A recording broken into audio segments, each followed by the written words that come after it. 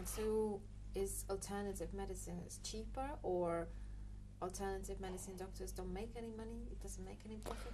Well, you can't, because if I said to you that garlic has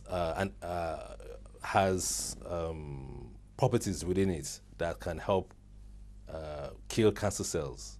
Actually, I've read the article about that. Yeah. There is a thing like that. Yeah. How would a pharmaceutical company make profit from it? It cannot make profit from it, because you cannot make profit from something that is freely available. Anybody could buy garlic. The way pharmaceutical companies make money is to come up with chemical formulas that you can use on the body and have some sort of impact on the body, and which they can then profit from. So yes, they're not interested in learning about whatever natural products that is out there that could help treat cancer. So what if patient has cancer and he chooses the alternative medicine? What he should do first? Where he should go? Where he should start? That's a difficult question to answer, because there aren't places you could actually Google and say, oh, I'm looking for an alternative doctor, or an alternative medical If practice. there are clinics, alternative medicine clinics. There are, but the average person wouldn't know where to go to. And at the end of this interview, in the video, I will provide resources that people could go to learn more about clinics, people they could go to. But the first starting point would be to actually look at themselves and see how this cancer developed. Because cancer is not a random disease. No disease is random, in spite of what we're being told. But can normal person diagnose himself? Can normal person understand where Well, it started and how? I mean, if you meet a practitioner, maybe someone like myself, we do what is called case studies. So in the process of dialogue So you and have being, to go to somebody. you have to go to The somebody. practitioner. Yes, you have to go to somebody. Not everybody does. People do go and read books. They go online and they find certain therapies that they can use on themselves, and they go about it that way. But if you do find a practitioner that is quite versed in the area of cancer, then you could go through what is called a case study. And the case study, what the case study tries to do is to identify what the root cause is. And the root cause could be lifestyle, it could be as a result of a trauma, it could be as a result of toxins within the body. And I did mention about mercury fillings in one's tooth. It could be a whole host of things that could be the root cause. And so identifying what the root cause is a starting point to then identifying what the appropriate treatment is. Because the way cancer is developed, it goes through several stages.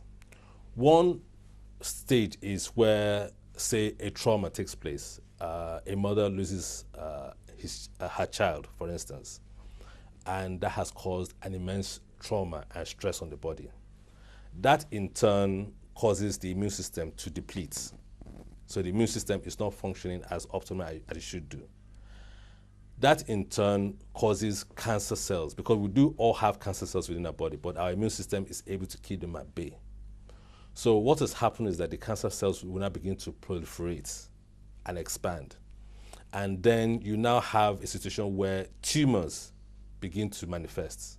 So it could manifest in the brain, it could manifest in the breast, it could manifest in different parts of the organs of the body. So that is when they will now identify that and say, oh, you've got cancer. And what conventional medicine does is just treats the symptom, which is the tumor. And the confusion in a lot of people's mind is they confuse the tumor with the cancer. They don't recognize that the tumor is just an expression, is just the symptom of the cancer and not the cancer itself.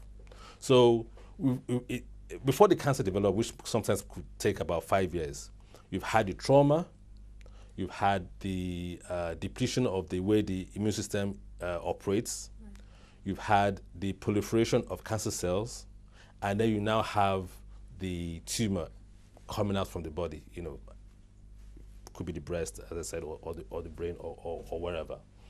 And so By using conventional medicine, by just radio, putting radiotherapy on the breast or whichever organ it is, or cutting off the breast, hasn't actually identified the root cause of the disease. And so what you should do is to find out if you can get to the root cause and treat the root cause. And then once you treat the root cause, all those other manifestations will take care of itself. But why don't the conventional medicine don't do that? So conventional medicine looks at things differently. It says you've got tumor.